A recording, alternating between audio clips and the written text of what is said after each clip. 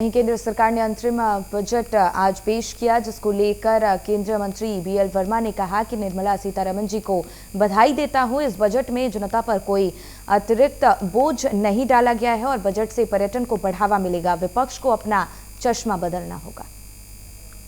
सरकार का 2024 लोकसभा चुनाव से पहले अंतरिम बजट और आखिरी बजट पेश हो चुका है और इस बजट में खास करके प्रधानमंत्री ने जो 4 जातियां बताई थी उन पर फोकस किया गया है। हमारे साथ में बातचीत करने के लिए है केंद्रीय मंत्री बीएल वर्मा जी। बात करते हैं सर, पीएम की 4 जातियां, चाहे इसमें गरीब हो, महिला हो, युवा हो, किसान हो, ये जो अंतरिम बजट आई कहीं ना कहीं इसी के इर्द गिर्द आया है।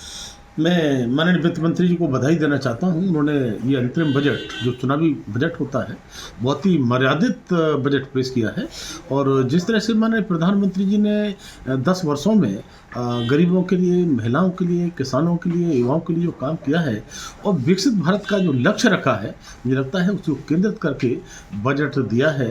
और इस पर मेरी स्पष्ट रूप से मेरा कहना है कि इतनी सारी सुविधाएं देने के बाद में भी जनता पर किसी प्रकार का कोई अतिरिक्त बोझ नहीं डाला है। और जहाँ पर हमारी महिलाएं, जो समूह की महिलाएं थी, उनके लिए जो 2 करोड़ महिलाओं को लखपति दीदी बनाने का लक्ष्य था, उसको बढ़ा करके 1 करोड़ 3 करोड़ लखपति दीदी बनाने का लक्ष्य भी लिया है। और हम ऐसे जिनके पास घर नहीं थे उनके 2 करोड़ लोगों के लिए घर भी बनाकर देंगे आने वाले समय में। तो मैं माननीय वित्त मंत्री को इस शानदार बजट के लिए, अंतरिम बजट के लिए बधाई देता हूं। लक्षद्वीप हो या फिर अन्य द्वीप हो, आपने देखा कि लक्षद्वीप में प्रधानमंत्री खुद गए भी थे, उसके बाद वहां पर्यटन को बढ़ावा मिला और एक बार फिर से पर्यटन पर जोर देने के लिए उन्होंने देखे इन तमाम द्वीपों पे उनकी संरचना की बात की जाए या फिर उनको सौंदर्यीकरण की बात की जाए तो उस पर भी जोर दिया है। माननीय प्रधानमंत्री जी जिस तरह से पर्यटक को बढ़ावा दे रहे हैं, चाहे वो नॉर्थ ईस्ट के स्टेट हो, चाहे हमारा लक्षद्वीप हो, चाहे उत्तर प्रदेश हो, इस प्रकार के पूरे देश में जिस प्रकार में पर्यटक स्थल थे उनको बढ़ावा दिया भी है और लगातार हमारे पर्यटकों की संख्या जिस तरह से बढ़ रही है। और लक्षद्वीप जब से माननीय प्रधानमंत्री गए हैं तब से जिस तरह से पर्यटकों की संख्या का जो इजाफा हो रहा है जिस अनुपात में, तो मैं कह सकता हूं कि पर्यटक के लिए बढ़ावा माननीय प्रधानमंत्री देते हैं और इस बजट में भी पर्यटकों को बढ़ावा दिया है।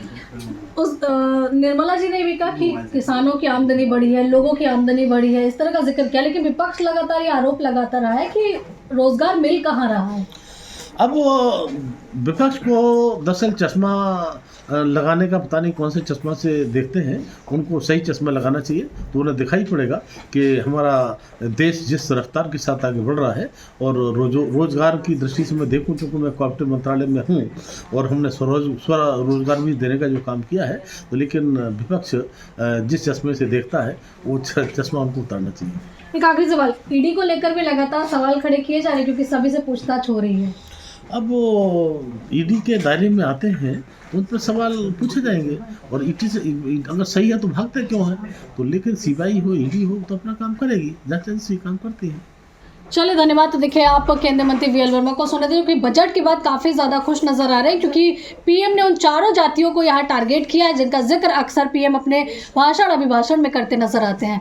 कैमरा पर्सन स्वास्तिका के साथ आंचल यादव, प्राइम न्यूज़, दिल्ली।